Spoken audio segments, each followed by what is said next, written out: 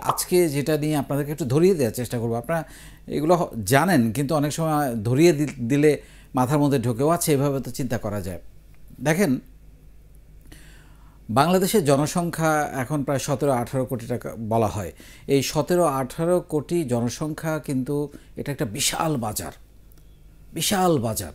মানে আপনি বিজনেস আইডিয়ার জন্য আপনি যদি চিন্তা করেন, এইখান থেকে শুধুমাত্র 50,000 মানুষকে, যেটা 0.003%, 0.003%, 50,000 মানুষকে নিয়েও যদি আপনি একটা বিজনেস প্ল্যান চিন্তা করেন যে আমি এই 50,000 মানুষকে বা ইভেন 5,000 মানুষকে, অত বড় করারও দরকার নাই, করাই যায়, 50,000 মানুষকে নিয়ে কোনো একটা প্ল্যান করাই যায়, বা 5,000 মানুষকে আমি আমার এই যে বিজনেসটা চিন্তা করছি সেটা আমি তিনটা জিনিস, কি তিনটা জিনিস, আমি কোনো একটা জিনিস খাওয়াবো, কোনো একটা জিনিস তাদেরকে পড়াবো, অথবা কোনো একটা জিনিস ব্যবহার করাবো।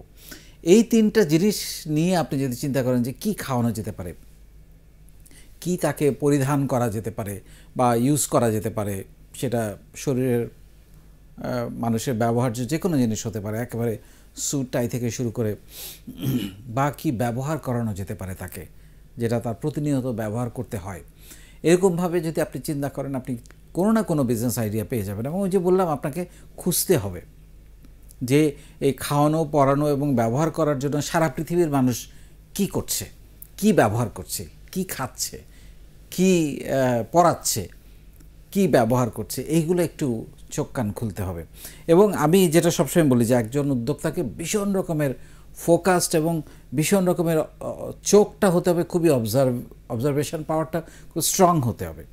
এবং যে কোনো জিনিস উনি দেখবেন যে এটা এটা কীভাবে তৈরি হলো, এটা র মেটেরিয়ালগুলো কী, এটা কোথায় পাওয়া যায়, এটার দাম কত হতে পারে।